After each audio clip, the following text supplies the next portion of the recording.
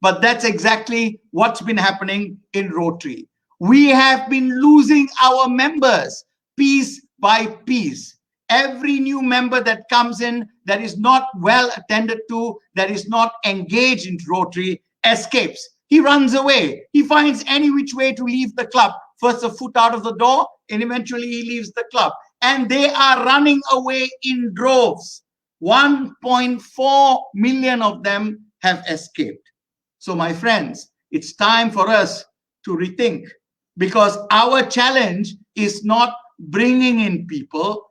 Our challenge is keeping them in. There is an essential failure to retain in Rotary. And so I ask myself, why? Why have we not been successful in retaining our members? You know, it's like a puzzle, you know, like a Rubik's Cube. Every which way I turn, the puzzle is not solved. So I sat down like the little boy I am, and I contemplated in my little mind, what could be the malady from which we suffer? What could be the reason why we fail to retain? And there are a few things I've identified. You know, I think the first thing we need to do is completely change our point of view. We cannot solve the problems that we have if we keep doing the same things. We need to imagine a new way of doing things. And I think that now is the time when you have to step out of yourself. Take self-interest out of the equation. Don't worry about whether you're going to become a district governor or president of your club or whatever. Step out and take an objective view of your Rotary Club. Rotary Club has got a wonderful tool. It's called a health check. You can administer that on your club. And then ask yourself, what is the problem? You know, Rotary International has unveiled an interesting strategic plan. They said in order for us to grow, we have to create impact in what we do.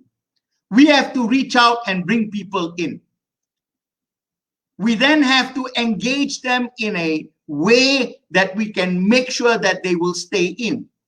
And finally, we have to be open to adaptation. We have to be open to change. So I ask myself, right, what of these things have we not been doing? You know, as far as reach is concerned, we have. In the last 10 years, we have brought in nearly 1.4 million Rotarians around the world. So our problem is not reach.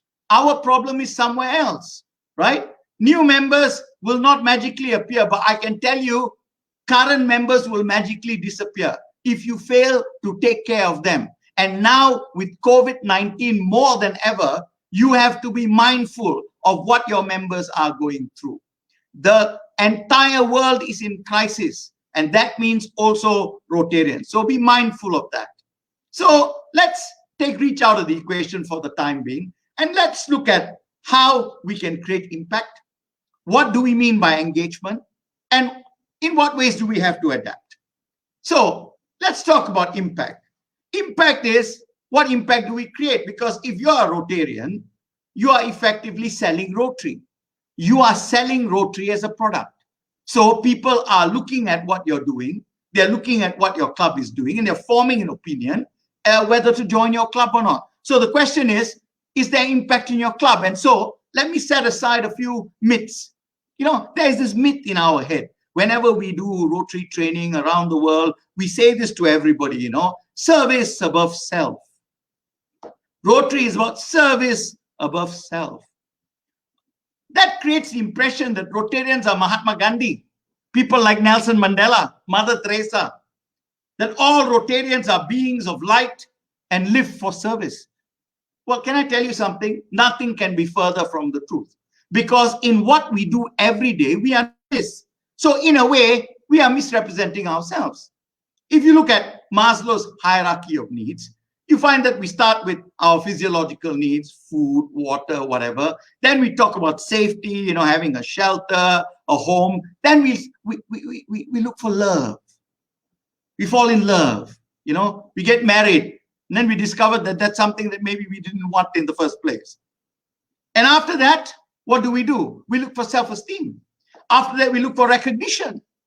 And then once you have achieved all the recognition you want in your life, you have the degree that you want, you have the position that you want, you have the respect of your community, then you think about why you are here on this planet.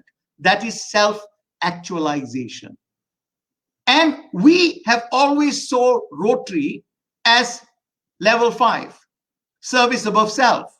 Service above self is self-actualization. But in reality, what we are doing is not level 5. Many of the things that we are doing is level 4. Let's think about it for a moment. What do we say when we sell Rotary? We say things like Rotary is about duty, service, fellowship, real friendship. It's about the future, Intract, Rotract. We are worried about future generations. We are lending a hand to bring people up, build them up. That's what we are saying. That is the sales pitch. But what do people see? What do they see? Do they see what we are selling? You need to ask yourself. As Karthi said earlier, when they go into all the club websites and so forth, very prominently featured are all those grand things that we give ourselves. Medals and positions and titles, and